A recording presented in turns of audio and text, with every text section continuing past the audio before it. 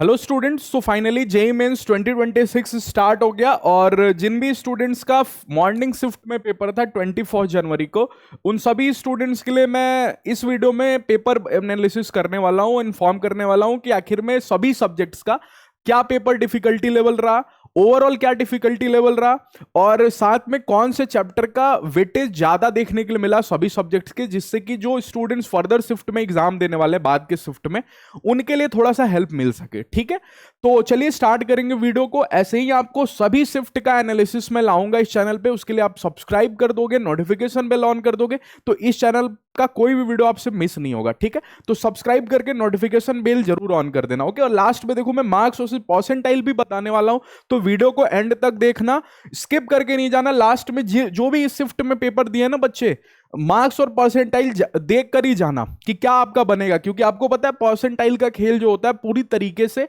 आपके शिफ्ट के difficulty level पे डिपेंड करता है। ठीक है, ये ओवरऑल नहीं समझाया जा सकता, तो हर एक शिफ्ट के लिए मार्क्स और परसेंटाइल डिफरेंट रहेगा, तो सभी शिफ्ट के लिए मैं आपको समझाऊंगा। ठीक है, टेलीग्राम चैनल जाके जरूर ज्वाइन हो जाना, बिकॉज टेलीग्राम पे रहोगे तो कोई भी वीडियो आपसे मिस नहीं होगा। जो भी चैनल पे मैं वीडियो करता हूं उसका लिंक मैं शेयर कर देता हूं टेलीग्राम पे, तो जरूर जाके ज्वाइन हो जाना। ओके, नेक्स्ट बात करते हैं। देखो, जिन भी स्टूडेंट्स का पेपर अच्छा नहीं गया है, मान जाओ कि 24 जनवरी शिफ्ट 1 में जिन स्टूडेंट्स ने पेपर दिया ना, उनका पेपर इतना नहीं अच्छा गया कि उनको कम से कम कट ऑफ भी क्लियर हो रहा है, जैसे कि 50 परसेंटाइल 60 परसेंटाइल ऐसे बन रहा है।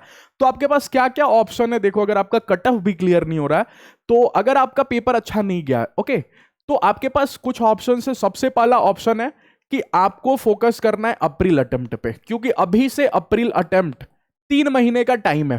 ओके, और इस चैनल पे रहोगे, मैथ्स का क्रैश कोर्स भी चल रहा है, आप जाके पढ़ सकते हो, रेगुलर कंटेंट आते रहेगा अप्रैल अटेम्प्ट पे, तो आप अप्रैल अटेम्प्ट पे फोकस कर सकते हो।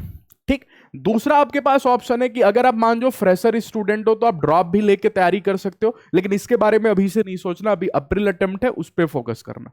ठीक है, और अगर आप मान जो ये सभी नहीं करना चाहते, तो देखो एक तीसरा तरीका होता है मैनेजमेंट कोटा का एडमिशन, उसमें भी आप जा सकते हो, लेकिन ये सिर्फ प्राइवेट कॉलेजेस में होता है। ठीक है, तो मैनेजमेंट कोटा के थ्रू एडमिशन लेने के लिए आपको गूगल फॉर्म नीचे डिस्क्रिप्शन बॉक्स में आपको मिल जाएगा, आप उसको जाके फिल कर लो, कमेंट सेक्शन में भी मिल जाएगा, फिल कर लो, हमारी टीम आपसे रीच आउट कर देगी। जितने भी प्राइवेट कॉलेजेस होते हैं ना ऑल ओवर इंडिया में, जो भी अच्छे जगह पे, जैसे पुणे हो गया, बैंगलोर हो गया, मुंबई हो गया, वेस्ट बंगाल हो गया, ओके, दिल्ली साइड हो गया, ग्रेटर नोएडा साइड हो गया, तो ये सभी में जितने भी अच्छे प्राइवेट कॉलेज, देखो कुछ का मैं नाम भी यहाँ पे मेंशन कर दिया हूँ, इसमें आपको एडमिशन का ऑप्शन है। उसके लिए आप हमारी टीम को रीच आउट करो, स्क्रीन पे जो नंबर पे या तो कॉल कर लो या फिर गूगल फॉर्म डिस्क्रिप्शन बॉक्स में फिल कर लो। ठीक है, और नहीं तो मैं सबसे बेस्ट बोलूंगा, अगर आप ये नहीं करना चाहते तो अप्रैल अटेम्प्ट आपके पास है, आप उसके ऊपर फोकस करो, अच्छे परसेंटाइल लेकर आओ और अच्छा कॉलेज सिक्योर करो। ओके, चलिए फिजिक्स की बात करते हैं। सबसे पहले स्टार्ट करते हैं फिजिक्स से कि फिजिक्स का पेपर कैसा रहा। तो देखो, फिजिक्स का पेपर ना एज एक्सपेक्टेड, जैसा कि एक्सपेक्ट किया जाता है कि हर साल मॉडरेट ही देखने के लिए मिलता है, मॉडरेट टू डिफिकल्ट, कई शिफ्ट में डिफिकल्ट भी रहता है, पिछले साल के कंपेरिजन में बात करूं, लेकिन इस साल भैया फिजिक्स का पेपर मॉडरेट था। ओके, डिफिकल्ट क्वेश्चन बहुत, मतलब बहुत कम दिखे हैं। ओके, तो बच्चों से ऐसा बात करके और पेपर के क्वेश्चंस को देख के भी पता चला, बहुत सारे लोगों के ओपिनियंस जान के, बहुत सारे बच्चों के, उन्होंने बोला कि पेपर भैया मॉडरेट है फिजिक्स का। ठीक है, तो फिजिक्स की ओवरऑल डिफिकल्टी लेवल मॉडरेट रही। ठीक, कौन कौन से चैप्टर का वेटेज था वो मैं आपको समझा देता हूं। तो एज पर एक्सपेक्टेड आप बोलोगे कि मॉडरेट पेपर था, लेकिन कौन कौन से सब्जेक्ट का वेटेज था, तो देखो यूनिट डायमेंशन जैसे चैप्टर्स ना, बच्चे कई बार छोड़ देते हैं, वो सोचते हैं कि यार इससे क्या ही क्वेश्चन पूछेगा, यूनिट डायमेंशन और एरर, लेकिन इस शिफ्ट में एक क्वेश्चन, एक या दो क्वेश्चन देखने के लिए मिला है, 1 से 2 क्वेश्चन इस चैप्टर का। तो बहुत ही छोटा चैप्टर होता है, बहुत सारे स्टूडेंट इसको स्किप कर देते हैं, नहीं करना, क्योंकि 1 से 2 क्वेश्चन इससे पूछा जा रहा है। ठीक है, इस शिफ्ट में पूछा गया है। दूसरा बात करें तो देखो, लॉजिक गेट्स जैसे टॉपिक भी कई बार बच्चे इसलिए छोड़ देते हो कि इससे क्वेश्चन नहीं पूछेगा, इससे भी आपको एक क्वेश्चन देखने के लिए मिला लॉजिक गेट्स का। ओके, तीसरा बात करते हैं, तो देखो मॉडर्न फिजिक्स, ये भी इजी पोर्शन में आता है, तो मॉडर्न फिजिक्स का भी 2 क्वेश्चन शायद देखने के लिए, बच्चे जैसा बोले 2 क्वेश्चन देखने के लिए मिला था। ठीक है, अच्छा, ऑप्टिक्स का क्वेश्चन देखने के लिए मिला है, और ऑप्टिक्स में भी थोड़ा सा अनएक्सपेक्टेड रह गया कि माइक्रोस्कोप टॉपिक से क्वेश्चन नहीं आता है, बच्चों ने जैसा बताया, लेकिन इस शिफ्ट में माइक्रोस्कोप टॉपिक से आया है। तो जो स्टूडेंट नेक्स्ट शिफ्ट में एग्जाम देने वाले हैं ना, माइक्रोस्कोप वाला टॉपिक जरूर देख लेना। ठीक है, और एक आपको फोकल लेंथ पावर के बेसिस पे, पावर का फोकल लेंथ शायद पावर टॉपिक से क्वेश्चन पूछा था, इसमें फोकल लेंथ निकालने के लिए पूछा था। तो ऑप्टिक्स, आपको रे ऑप्टिक्स जो होता है ना वो देख लेना, उसका क्वेश्चन पूछ रहा है, ठीक है। अच्छा, नेक्स्ट आपको बताऊं तो काइनेमेटिक्स से भी एक क्वेश्चन था। ओके, काइनेमेटिक्स हो गया, या फिर आपको प्रोजेक्टाइल मोशन, इससे भी क्वेश्चन पूछा हुआ था।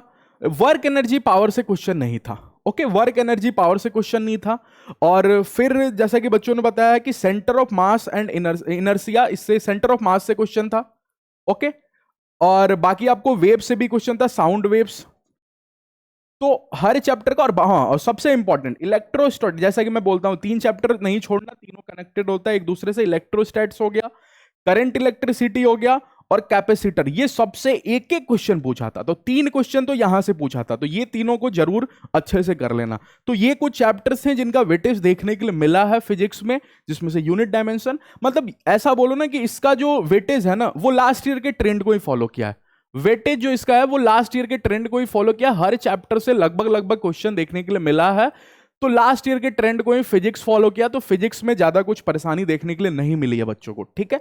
अच्छा, मैथ्स हर साल बच्चों को परेशान करता है, हर शिफ्ट के बच्चे को, लेकिन इस साल के बच्चों को ना मैथ्स हालांकि परेशान तो किया ही है, ऐसा नहीं है कि मैथ्स बहुत इजी साइड आ गया, लेकिन मैथ्स से भी अभी बताऊंगा कि कौन सा सब्जेक्ट परेशान किया है। मैथ्स आपको हालांकि मॉडरेट टू डिफिकल्ट रहा है, इजी नहीं रहा है। मैथ्स इजी कर देगा तो फिर वो जेईई मेंस एग्जाम तो नहीं कहलाएगा, ठीक है। तो मैं मॉडरेट टू डिफिकल्ट रहा है इसका डिफिकल्टी लेवल। कौन कौन से चैप्टर का वेटेज रहा है ना, ओके, इसको मैं डिस्कस कर लेता हूं। तो इसमें कौन कौन से चैप्टर्स का वेटेज देखने के लिए मिला है मैथ्स में भैया? तो मैथ्स में वेक्टर 3D का वेटेज देखने के लिए मिला है आपको। वेक्टर 3D चैप्टर जो होता है ना, बच्चे को थोड़ा हालांकि डिफिकल्ट लगता है, लेकिन क्वेश्चन भैया वेक्टर 3D का देखने के लिए मिला है। 1 से 2 क्वेश्चन, 2 से 3 क्वेश्चन, 2 से 3 क्वेश्चन वेक्टर 3D का देखने के लिए मिला है। ओके, तो अच्छा खासा वेटेज है वेक्टर 3D का, इस शिफ्ट में था। ओके, अच्छा, इनडेफिनेट इंटीग्रेशन से क्वेश्चन नहीं पूछता है, डेफिनेट से क्वेश्चन पूछता है, तो डेफिनेट से एक क्वेश्चन देखने के लिए मिला है। मैट्रिक्स डिटर्मिनेंट का एक क्वेश्चन था, ठीक है, तो मैट्रिक्स डिटर्मिनेंट नहीं छोड़ना। ओके, इसका भी क्वेश्चन पूछ रहा है। ओके ओके ओके, अच्छा नेक्स्ट देखो, परम्यूटेशन एंड कॉम्बिनेशन से क्वेश्चन अकेला नहीं पूछता, इसमें प्रोबेबिलिटी को भी साथ में ले ही लेता है। तो इसमें भी ऐसा कि एक्सपेक्टेड, जैसा कि मैं बोलता हूं कि चैप्टर्स मिक्स करके क्वेश्चन पूछे गए, पीएनसी एंड प्रोबेबिलिटी का एक क्वेश्चन मिक्स करके पूछा था, ठीक है। अच्छा, जो सबसे ज्यादा अनएक्सपेक्टेड चीज रहा ना, वो रहा कि सेट्स एंड रिलेशन को इसने नहीं छोड़ा। ये इजीएस्ट पार्ट होता है, जो बच्चों को लगता है सबसे आसान है। ओके, तो ये सबसे आसान होता है, इस पे आप इसको आप पढ़ सकते हो। इससे आपको 2 क्वेश्चंस देखने के लिए मिला इस शिफ्ट में, एक क्वेश्चन सेट का, एक क्वेश्चन रिलेशन का। इसलिए बोला मैथ्स का पेपर मॉडरेट लगा है बच्चों को। क्यों? क्योंकि ऐसे चैप्टर्स के क्वेश्चन बहुत जल्दी सॉल्व कर लेता है बच्चा। ओके, अच्छा, लिमिट कंटिन्यूटी डिफरेंशियबिलिटी का भी बहुत इजी क्वेश्चन था, एक क्वेश्चन, इसीलिए बच्चे को पेपर मॉडरेट लगा कि वो चैप्टर्स ना जिसके क्वेश्चन वो कर लेता है। एलसीडी हो गया, सेट रिलेशन हो गया, पीएनसी हो गया, मैट्रिक्स डिटरमिनेंट हो गया, इसके बहुत मतलब इजी क्वेश्चन पूछा था जो आंसर आ जा रहा था। कैलकुलेशन भी उतनी डिफिकल्ट नहीं थी, पेपर लेंदी भी उतना नहीं था कंपेयर टू पिछले साल के कंपैरिजन में, ठीक है। अच्छा, इसके अलावा सबसे ज्यादा जो वेटेज देखने के लिए मिला, वो आपको पता है कौन से चैप्टर का देखने के लिए मिला? वो कोऑर्डिनेट ज्योमेट्री का। अब कोऑर्डिनेट ज्योमेट्री में हालांकि बहुत से चैप्टर्स होते हैं, लेकिन फिर भी हर साल इससे 1 से 2 ही क्वेश्चन पूछता था कोऑर्डिनेट ज्योमेट्री से, लेकिन इस बार थोड़ा अलग हो गया। इस शिफ्ट में स्ट्रेट लाइन से 2 क्वेश्चन देखने के लिए मिला है। अच्छा, सर्कल से, एलिप्स से, पैराबोला से, सब से, ठीक है, इनफैक्ट हाइपरबोला जैसे टॉपिक से भी एक क्वेश्चन उठा लिया है इस शिफ्ट में। और कोऑर्डिनेट ज्योमेट्री के जितने भी क्वेश्चन है, स्ट्रेट लाइन से तो 2 क्वेश्चन पूछा है, और बाकी सभी से एक एक क्वेश्चन, तो आप देख सकते हो 5 से 6 क्वेश्चन तो कोऑर्डिनेट ज्योमेट्री के पूछा है इस शिफ्ट में। तो कोऑर्डिनेट ज्योमेट्री एक हाई वेटेज चैप्टर बना है इस शिफ्ट के स्टूडेंट्स के लिए। ओके, तो कोऑर्डिनेट ज्योमेट्री जरूर पढ़ लेना जिनका भी फर्दर शिफ्ट में एग्जाम है, नेक्स्ट शिफ्ट में। अच्छा, ये बहुत अनएक्सपेक्टेड था भैया, केमिस्ट्री। केमिस्ट्री इसलिए अनएक्सपेक्टेड था क्योंकि हर बच्चा सोच के जाता है कि केमिस्ट्री में ही स्कोर करूंगा, केमिस्ट्री इजी लगेगा मेरे को, और केमिस्ट्री अच्छे से पढ़ के भी जाता है। हर टीचर बोलता है कि केमिस्ट्री नहीं छोड़ना, यही स्कोरिंग होगा। लेकिन इस शिफ्ट के बच्चों के लिए सबसे ज्यादा सिरदर्द बना केमिस्ट्री। क्यों? क्योंकि केमिस्ट्री जो हो गया ना, ये मॉडरेट टू डिफिकल्ट लगा है बच्चे को, मॉडरेट टू डिफिकल्ट। अब केमिस्ट्री ही अगर मॉडरेट टू डिफिकल्ट हो जाएगा तो फिर बच्चा स्कोर कौन से सब्जेक्ट में करेगा? मैथ्स में तो ऐसे भी नहीं होता, क्योंकि मैथ्स तो टफ लगता ही हर बच्चे को।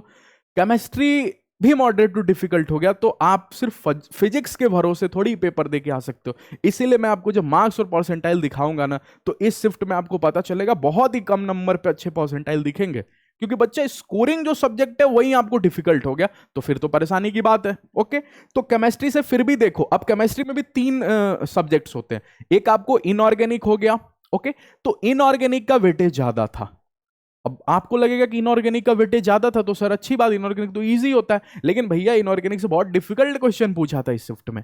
ओके, जैसे कि बच्चों ने बताया, ऑर्गेनिक से कंपैरेटिवली इसके कंपैरेटिव में कम क्वेश्चन था, लेकिन सेकंड नंबर पे ऑर्गेनिक का वेटेज था। ओके, फिजिकल का सबसे कम वेटेज था। अब ऐसा होता नहीं है, फिजिकल केमिस्ट्री का वेटेज ठीक ठाक ही होता है, लेकिन फिजिकल के जैसे कि बच्चों ने बताया बहुत ही कम क्वेश्चन थे कंपेयर टू इनऑर्गेनिक और ऑर्गेनिक। पेपर में केवल इनऑर्गेनिक का क्वेश्चन उनको ज्यादा दिखा, ऑर्गेनिक का क्वेश्चन उससे कम दिखा और फिजिकल का सबसे कम दिखा। ठीक है, अच्छा, तो ये वेटेज था आपको इनऑर्गेनिक, ऑर्गेनिक और फिजिकल का। कौन कौन से चैप्टर का, तो देखो इसमें आपको एक थोड़ा सा ध्यान रखना कि जैसा कि बच्चों ने बताया मेरे को, स्टेटमेंट बेस्ड क्वेश्चन ज्यादा पूछा है। इनऑर्गेनिक से आपको पता है, इनऑर्गेनिक और ऑर्गेनिक के स्टेटमेंट बेस्ड क्वेश्चन होते हैं। आपने मॉड्यूल सॉल्व किया होगा, पीवाईक्यू सॉल्व किया होगा, तो ऐसे क्वेश्चन आपको दिखा होगा। एडवांस में पूछा जाता है, जे एडवांस में पूछा जाता है ऐसे टाइप के क्वेश्चन बहुत ज्यादा। ये आपको इस बार केमिस्ट्री में पूछा है, तो स्टेटमेंट बेस्ड क्वेश्चन देख लेना। इनऑर्गेनिक से बात करो तो कोऑर्डिनेशन कंपाउंड से दो सवाल पूछा था। ओके, कोऑर्डिनेशन कंपाउंड का हाँ 2 क्वेश्चन पूछा हुआ है। ठीक है, सॉरी 3 क्वेश्चन पूछा हुआ है कोऑर्डिनेशन कंपाउंड का इस शिफ्ट में। केमिकल बॉन्डिंग के ज्यादा सवाल देखने के लिए मिला है। केमिकल बॉन्डिंग का हालांकि बहुत सारे शिफ्ट में लास्ट ईयर क्वेश्चन भी नहीं था, लेकिन इस साल केमिकल बॉन्डिंग और ब्लॉक से भर भर के सवाल पूछा है इस शिफ्ट में। ठीक है, पीरियोडिक टेबल का भी इनफैक्ट क्वेश्चन था, एक क्वेश्चन पीरियोडिक टेबल का। तो इनऑर्गेनिक केमिस्ट्री के कोई भी चैप्टर को नहीं छोड़ना, इनऑर्गेनिक केमिस्ट्री का वेटेज आपको अच्छा खासा था। जनरल ऑर्गेनिक केमिस्ट्री से एक क्वेश्चन था। एक क्वेश्चन आपको शायद था कि बच्चों ने जैसा बताया कि रिएक्शन था, मतलब रिएक्शन दिया हुआ था, लास्ट में उसको सॉल्व करना था, कंपाउंड बनाना था और उसका मास निकालना था। मतलब कि उसने ऑर्गेनिक केमिस्ट्री और फिजिकल मिक्स कर दिया। ठीक है, तो ये भी काम किया है इस शिफ्ट में, ऑर्गेनिक और फिजिकल को मिक्स कर दिया है। हाइड्रोकार्बन से भी क्वेश्चन था, एल्काइल हैलाइड और एराइल हैलाइड से भी क्वेश्चन था। तो इनऑर्गेनिक और ऑर्गेनिक के सारे चैप्टर्स टच हुए हैं। ठीक है, एल्काइल हैलाइड, लेकिन फिजिकल के सारे चैप्टर्स नहीं टच हुए हैं। सॉल्यूशन से क्वेश्चन था, केमिकल काइनेटिक्स से था, इक्विलिब्रियम से था, बाकी सॉलिड स्टेट का कोई क्वेश्चन नहीं दिखा। सॉल्यूशन से क्वेश्चन था, इक्विलिब्रियम से था, ओके, केमिकल काइनेटिक्स से था, इलेक्ट्रोकेमिस्ट्री से क्वेश्चन नहीं दिखा बच्चे को। तो फिजिकल के सारे चैप्टर्स कवर अप नहीं हुए इस शिफ्ट में, फिजिकल का वेटेज कम था। बाकी इनऑर्गेनिक और ऑर्गेनिक अच्छे से जरूर कर लेना। फिजिक्स को थोड़ा सा लेके चलना कि भैया ये अब भरोसे के लायक रहा नहीं। ओके, ये ऐसा नहीं है कि इजी ही आएगा, मॉडरेट टू डिफिकल्ट कर दे, लेकिन परेशान होने की जरूरत नहीं है आपको। क्यों परेशान होने की जरूरत नहीं है? क्योंकि मार्क्स उसे परसेंटाइल संभाल लेगा ना। वो थोड़ी बोलता है कि आपने कितना स्कोर किया, वो ये बोलता है कि आपने पेपर की डिफिकल्टी लेवल को देखते हुए क्या स्कोर किया। ओके, अच्छा, ओवरऑल डिफिकल्टी लेवल की बात करो तो अगर maths moderate to difficult, maths तो डिफिकल्ट था ही, ओके, फिजिक्स आपको मॉडरेट था, लेकिन केमिस्ट्री भी डिफिकल्ट निकल गया और 3 में से 2 सब्जेक्ट डिफिकल्ट निकल गया और उसमें से भी एक केमिस्ट्री। फिजिक्स निकलता तो चलो फिर भी ठीक है। तो ओवरऑल पेपर कौन बच्चा मॉडरेट है इजी बोलेगा? सब डिफिकल्टी बोलेगा ना, क्योंकि केमिस्ट्री जिसमें बच्चा स्कोर करता है वही डिफिकल्ट निकल गया। तो ओवरऑल पेपर की डिफिकल्टी लेवल डिफिकल्ट थी, टफ आप बोल सकते हो। ठीक है, इजी और मॉडरेट तो बिल्कुल नहीं था। ठीक है, रेटिंग आप कर सकते हो आउट ऑफ 10 कमेंट सेक्शन में, क्योंकि हर बच्चे को पेपर डिफिकल्टी अलग लगती है। जो सब्जेक्ट उसका हो सकता है, किसी का केमिस्ट्री स्ट्रांग हो तो उसको पेपर की डिफिकल्टी लेवल उतनी टफ नहीं लगी होगी। तो आप अपने अकॉर्डिंग आउट ऑफ 10 रेटिंग करो। मेरी जो रेटिंग है इस शिफ्ट के लिए वो 9 है, हर शिफ्ट के लिए मैं रेटिंग करूंगा, तो इस शिफ्ट की रेटिंग 9 है।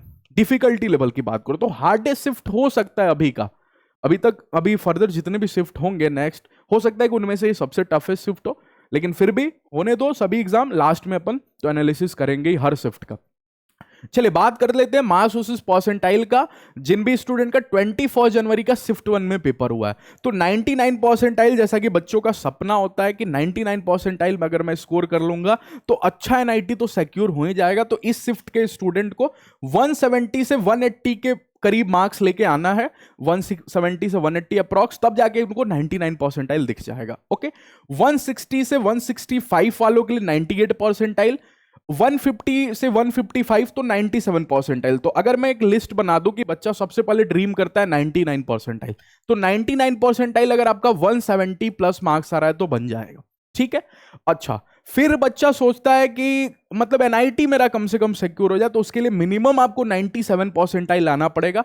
तो एनआईटी सिक्योर करना चाहते हो तो 150 प्लस मार्क्स अगर आ रहा है, इसमें आपको अच्छे एनआईटी, गुड एनआईटीज मिलेंगे। ठीक है, टॉप एनआईटीज आप बोल सकते हो। ओके, और इसमें आपको कोई ना कोई एनआईटी तो जरूर फिक्स हो जाएगा, चाहे वो अच्छा हो, खराब हो, लोअर हो, कोई भी टायर का एनआईटी हो, सिक्योर हो जाएगा। ठीक है। कट ऑफ आप केवल क्लियर करना चाहते हो तो बाकी आप सब देख लेना। 95 परसेंटाइल के लिए 120 से 125, 96 के लिए 130 से 145, और बाकी अगर आप कट ऑफ क्लियर करना चाहते हो तो कट ऑफ जनरल स्टूडेंट के लिए 94 समथिंग में हो जाएगा। तो 94 देखो 115 से 118 के करीब में बन रहा है, तो 120 आप बोल सकते हो। ठीक है, तो अगर आपका 120 के अप्रॉक्स मार्क्स आ रहा है तो आपकी परसेंटाइल 95 बन जाएगी, 94 पॉइंट समथिंग भी बोल सकते हो। और जनरल स्टूडेंट के लिए इस साल का कट ऑफ यही रहने वाला है 94 पॉइंट समथिंग, तो कट ऑफ आपका क्लियर हो जाएगा। ठीक है, और देन बात करो 93 परसेंटाइल के लिए तो 110 से 112, 92 आपको 105 से 108 पे मिल जाएगा, 91 परसेंटाइल आपको 97 से 100 मार्क्स अप्रॉक्स है ना, तो 91 परसेंटाइल आपकी बन जाएगी। और 90 परसेंटाइल बच्चा सोचता है कि चलो मैं कम से कम मेहनत किया हूं, दुनिया को दिखा सकूं कि मैंने हाँ ठीक ठाक मेहनत किया था एग्जाम के लिए, तो उसके लिए बच्चा सोचता है कि 90 परसेंटाइल भैया कैसे भी आ जाए। तो 90 परसेंटाइल के लिए अगर आपका मार्क्स 95 अप्रॉक्स आ रहा है तो बन जाएगी आपकी 90 परसेंटाइल। हालांकि इससे कट ऑफ भी क्लियर नहीं होगा, एनआईटी भी सिक्योर नहीं होगा, लेकिन बच्चे को अप्रैल अटेम्प्ट के लिए ठीक ठाक कॉन्फिडेंस मिल जाएगा। ठीक है, अप्रैल अटेम्प्ट के लिए बच्चा कॉन्फिडेंस गेन कर लेगा कि हाँ भैया 90 परसेंटाइल ला सकता हूं, कुछ और मेहनत कर दिया तो 97 99 तो आ ही जाएगा नेक्स्ट शिफ्ट में। ओके, नेक्स्ट अटेम्प्ट में। ओके, तो आई होप आपको वीडियो हेल्पफुल लगा होगा। अगर हेल्पफुल लगा होगा, मार्क्स परसेंटाइल सब कुछ एनालिसिस डिटेल में मैंने कर दिया, हर शिफ्ट के लिए करूंगा। उसके लिए चैनल को सब्सक्राइब कर देना, नोटिफिकेशन बेल ऑन कर देना, और पसंद आया वीडियो तो लाइक करके जरूर जाना। ठीक है, चलिए मिलते हैं नेक्स्ट शिफ्ट के एनालिसिस में। और जिनका भी नेक्स्ट शिफ्ट में एग्जाम है कमेंट सेक्शन में जरूर बताना, और इस शिफ्ट में जिनका एग्जाम था वो अपना डिफिकल्टी लेवल जरूर बताना कि कैसा लगा आपको पेपर, और रेटिंग जरूर कर देना 10 में कि आपको कैसा लगा डिफिकल्टी लेवल इस शिफ्ट में बैठे हुए स्टूडेंट्स की बात कर रहा हूं। ठीक है, चलिए मिलते हैं नेक्स्ट वीडियो में। Thank you all of you.